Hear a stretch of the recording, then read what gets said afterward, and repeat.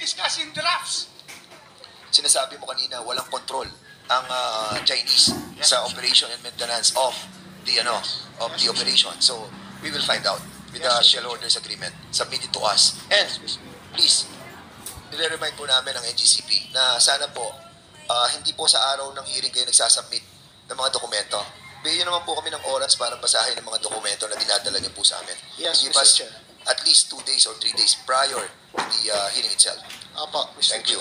And secondly, Mr. Chairman, all requests for authority to purchase land executed by the NGCP or any of its officials. Third, yung pong mga memoranda executed by the NGCP or any of its officials in relation to construction projects by the NGCP. Ikaapat po, any and all documents submitted by the NGCP during the bidding for the privatization of Transco.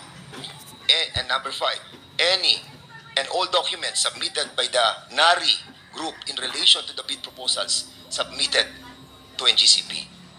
Share purchase agreement among Henry C., Robert Kyoto, and Synergy Grid and Development Incorporated submitted to us as well. Number 7, proof of approval by the Philippine Stock Exchange and Philippine Competition Commission of the share purchase agreement or the share swap transaction among Henry C., Robert Kyoto, and Synergy Grid. Point of order, Mr. Chair. This is a administrative matter, Mr. Chairman. No, but I would like to make a point of order, Mr. Chair, because I am guided by the subject matter of the inquiry. This is a motu proprio inquiry on the performance of the National Grid Corporation of the Philippines. So we are supposed to be assessing the performance of NGCP, and in relation to the very objective of lowering the price of electricity, I do not find the connection why the Honorable Fernandez is asking several documents to be submitted before this committee. Can you repeat, Mr. Chairman, because with all these documents that we're asking from the NGCP, we will be able to assess their performance. Because Mr. it's Chair, all the pertinent one that documents will coming assess from the NGCP, performance and we of haven't received NGCP. any documents yet coming from NGCP just now. Ngayon lang tayo naka-receive ng documents sa kanila eh. Ano, pipigilan niyo ako na kunin to, tagal-tagal ko na kinuha to, 2019 pa. Mr. Chairman, if I may proceed. Minutes of meeting for the election of corporate officers of NGCP. NGCP corporate policies on the functions and qualifications of officers and audit committee, compensation committee, and nomination and election committee. Number 10, authorization from the Department of Justice for the employment of technical personnel. List of names of nationality and all of managerial employees of NGCP, including the respective job descriptions and years of employment. Number 12, complete organizational chart of NGCP. Number 13, tripartite agreement of Transco, NGCP, DICT in relation to the National Broadband Plan. Broadband Plan.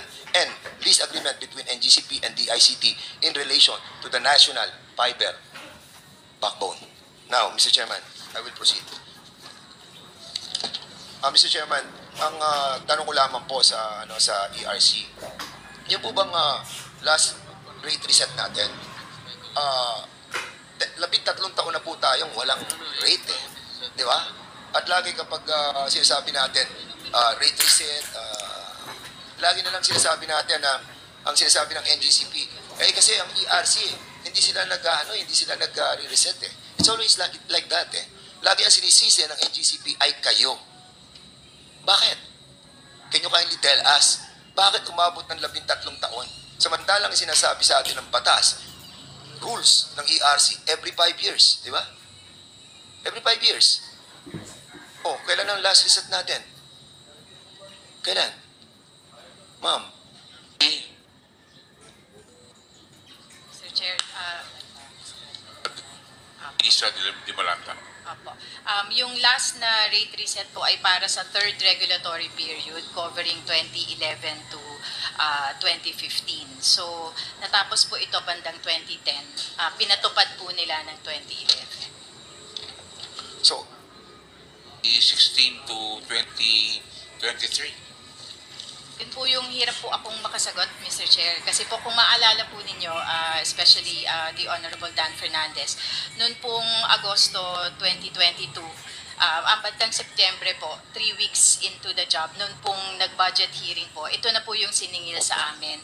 So, tinanong po naman kami ng diretsahan, nagkaroon ba ng reset, sumagot din naman po kami ng diretsahan na wala. Pero in a matter of weeks, sinimulan na po namin yung trabaho, kaya po November nakapaglabas po kami ng rules, December nakapag-file po si NGCP. So, Yeah. pero yung between po nun, yun po yung hirap po akong makasagot, Mr. Chair, kasi po wala po akong personal knowledge. Yes, so tama po yung sinasabi ni NGCP na kasalanan nga ng ERC dito. Hindi po nakapag-reset po talaga yung ERC. Yun lang. Yun ang problema. Ano ang impact ng hindi kayo nakapag-reset? Wala pong naging review nung rates ni NGCP at wala din po silang opportunity na makapag-file para sa bagong rates. So ang nangyari po, tinuloy-tuloy lang yung dating rates na Okay. naaprubahan ng ERC. The Honorable Doctor. At wala pong na-assess, wala pong na-depreciate ng mga value ng kanilang mga assets. Mr. Chairman, 13 taon at hindi ako naniniwala na ito'y kagagawan lamang ng ERC, but nevertheless, darating po tayo doon. Ngayon po, anong status ng ating pong reset? Para sa kababayan natin na nanonood at sa mga kasamahan po natin, itong pinag-uusapan po natin, ito po yung taripa. At ang pinag-uusapan po dito, okay, sinasabi yan ng NGCP at ibang members ng ating pong mga kasamahan dito that napakaliit lang ng porsyento ng transmission rate sa kabuuan na binabayad ng ating taong bayan. Pero tayo po dito ay niloloko.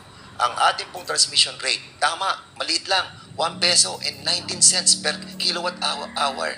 Yun po ang general na sinisingil. Pero Mr. Chairman, 13 or 10 cents lang ang difference. Malaking bagay po yan sa ating pong mga kababayan. Most especially na hindi tayo nag-compute, marami na po tayong overcollection. And this must be refunded to our Filipino people. Now, ang tanong, Mona Lisa, ano na yung status ng ating pong NGCP sa rate reset?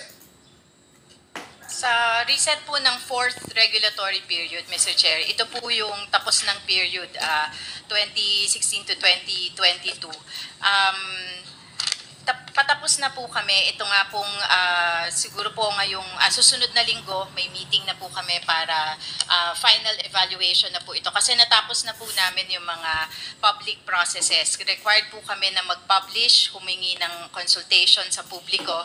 Natapos na po namin yun. So, Okay. evaluation na po. Salamat po, ma'am. Ito po, may hawak po akong dalawang dokumento. Isang draft partial initial determination. Ito covered period of 2016 to 2020 at isang draft final determination 2016 to 2020. This was published noong September 2023 at ito naman noong August 2024. Will you confirm that you have the already signed? Lahat kayo nag-sign dito. Ikaw, Mona Lisa, si Catherine, si Commissioner Maceda, si Lumbatan, si Tigal at si Puentes. At sinasabi nyo dito sa draft partial initial determination from 2016 to 2020 was published on September 2023. Am I correct? Tama po yan, Mr. At ito naman published August 2024. Draft final determination. I just wanted to confirm kasi pupunta ako sa dalawang desisyon na to. Hindi naman desisyon sapagkat wala pa naman kayong final, di ba? And I just wanted to be clear kasi medyo ako confused ako sa mga desisyon dito na sa mga value ng ating assets that was agreed upon by ARC. And the power of this committee is the oversight power to check na kung sinasabi ng EPIRA that the rate base, no, Mr. Chairman, kailangan po